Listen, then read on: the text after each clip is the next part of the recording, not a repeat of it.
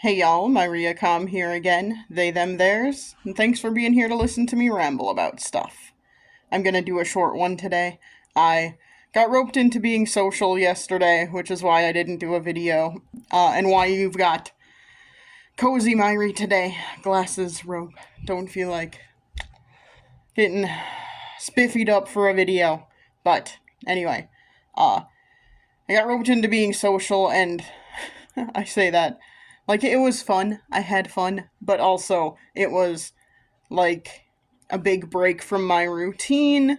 Also, it was doing something that I didn't necessarily want to do. That sounds terrible, but whatever. Um, it wasn't like a bad thing. We were playing video games, but it was a game I didn't really want to play. I had never played before. Knew I was gonna suck. Knew it was gonna be like a team thing, and I was not gonna do very good. So, whatever. It was a thing, and uh, it was just for fun. So it's not like I was losing anything or anyone else was losing anything because I was terrible.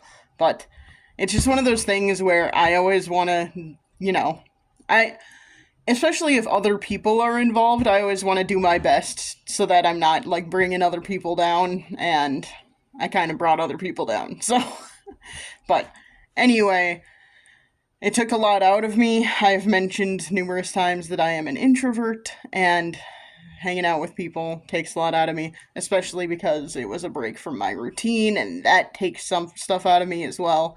I didn't get anything done yesterday that I would normally get done on Saturdays, etc. and so forth. So, short video today where I kind of want to do a little bit of a follow up on my previous video where I was like, hey, Hades is really cool. The Hades games are pretty cool, and they have some pretty good queer representation.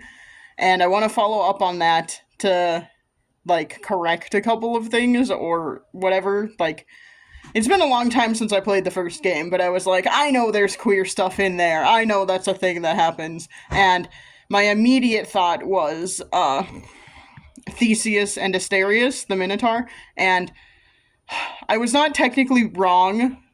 It's just they're not a canon relationship. They're a canon, like, partnership in the very basic sense of the word. They're like, I think they call themselves brothers more in the game and all of that. I mean, there are plenty of people out there who ship them together, so there's that, but just wanted to throw out there. That's not who I was thinking of. Who I was actually thinking of was the couple I was actually thinking of that's an actual canon couple is Achilles and Patroclus.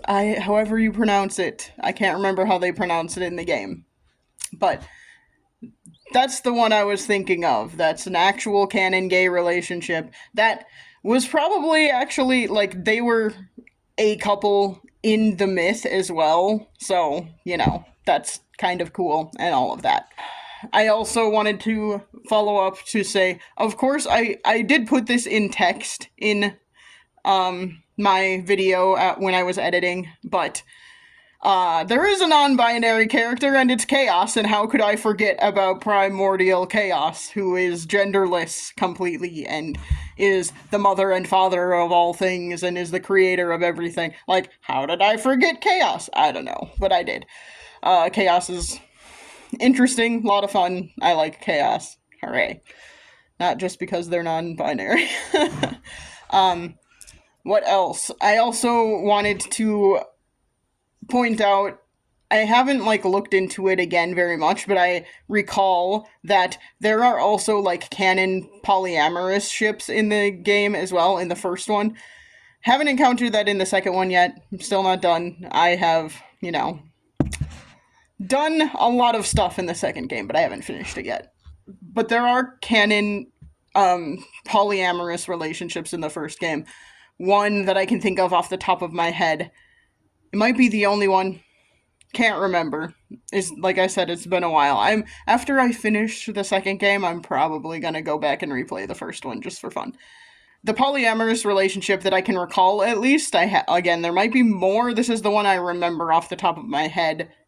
After doing a little bit of extra research, not research exactly, but after looking into it a little bit more, to refresh my memory, is the polyamorous relationship that is canon in the game. If you follow that path, I guess you could theoretically not if you don't want to. But anyway, that relationship is Zagreus, Megara, and Thanatos. So Zagreus is like the son of Hades that you are playing as the main character. Megara is one of the Furies. I can't remember what she is the Fury of right now, because of course I can't, because my brain is very tired after being social all day yesterday. And then Thanatos is the god of the dead, the chthonic god of the dead. So, or he is death. He is the embodiment of death. Ta-da, there we go. Yee. Anyway, so I just wanted to like follow up with some of that in the first game, and then also just talk a little bit about romancing in the games in general, and a little bit more specifically in the second game, because you are allowed to romance multiple characters at the same time. You can have relationships with multiple characters at the same time. Not only is it like kind of a plot point sometimes, so when I say it's a plot point, I mean like Aphrodite, for example, really likes it if you have a lot of close relationships with a lot of characters. They are just called like bonds in the game, so that encompasses all kinds of relationships. It's romantic relationships, it's friendships, close friendships, it's working partnerships, you know, whatever you want to call it. Lots of different things. So not only is that good in order to help you form a close bond with Aphrodite, to have close bonds, and I think it matters if you have the close romantic relationships with other characters to get close to Aphrodite. I could be wrong. I think, though, that you need to have close relationship, like the romantic relationships with other characters. But also, it's a thing where, like, other characters in the game, NPC characters, will talk to each other about the relationships you are having with them. You, as the main character, Melanoi, the other characters, the NPCs will talk about relationships you are having with each of them and things like that. And, like, multiple characters you can romance will talk to each other about having romantic relationships with main character. So, that's kind of cool. It's just like, and I know it's because they're Greek gods, so let's just do whatever, right? But I think it's very interesting. I especially think it's interesting once, like, if I remember right, in the second game, Hera doesn't show up as a goddess until, like, later in the game. In this game, Hera's there pretty much from the beginning. And I just think it's really interesting that you've got a goddess who is, like, focused on monogamous relationships. And she doesn't exactly, at least so far, seem to have a problem assisting you, despite the fact that you're not monogamous at all. So that's kind of cool also. Like, I think it's really, she's an interesting character too, because she's not always very happy. But, you know, when you've got Zeus as a husband, how can you be? Anyway, so far really liking the romance options in the second game as well, and again, there are queer options. But yeah, I'm liking the romance options, I'm liking the queer, like, again, people will hand wave it away because it's, like, Greek gods, Greek mythology, Greek characters who, by their very nature, are kind of promiscuous and are kind of, like, outside the realm of the norm with everything in their lives, including relationships. But I still think it's pretty good and pretty cool queer representation, personally speaking. I like a game where I can romance whoever. It's different. It's not, because there are plenty of games where you can romance people, or multiple different characters, and it is kind of open. I'm thinking of, like, Stardew Valley, for example. There are a number of different characters you can romance in there. But the difference with that is you have the character you are playing as is a self-insert. So they have to kind of, first of all, make it open so that you can romance men or women, because they don't know what you are going to choose. And it would be harder to code, too. It would be harder to make the game in such a way that, like, who you can romance is determined by what gender of a character you choose. That would be harder. So I totally get, like, why they don't make it that way. Also, then it's open and it's cool, and you can call it queer representation too. But anyway, with the games like Hades and Hades 2, you have a set character that you are playing as, and that character has a set gender. So, yeah. So the fact that they do make it so that you can romance multiple characters, and there are characters of different genders that you can romance, is pretty cool in my opinion. Artemis is another good example of queer representation. I keep forgetting about Artemis, because Artemis is like one of those characters that you don't necessarily interact with all the time. It's very, like, hit or miss whether you do. And Artemis is very, very obviously queer, very obviously a lesbian. Just gonna throw that out there.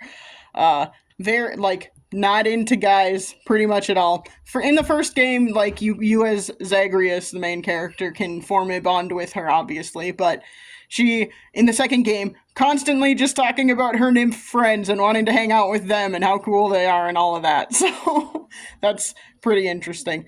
What I am explaining is that the game, both games, Hades and Hades 2, both of them are, in my opinion, very good at being, like, open about relationships and that sort of thing. Anyway, I am tired. I am exhausted. I have a lot more I have to get done today, unfortunately, and it's getting later, and I don't want to do any of it. And I also don't want to go to work tomorrow.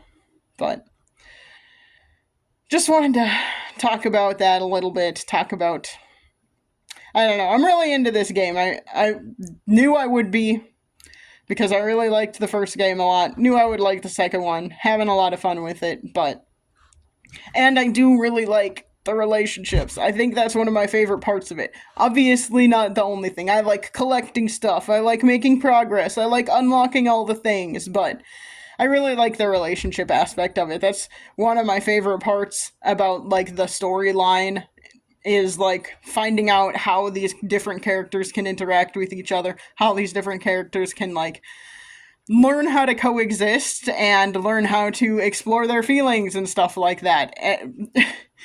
I know that, like, they're trying to make it, like, relatable and stuff, but it's like, hey, even gods and goddesses have issues with feelings sometimes that they don't understand. So, yeah.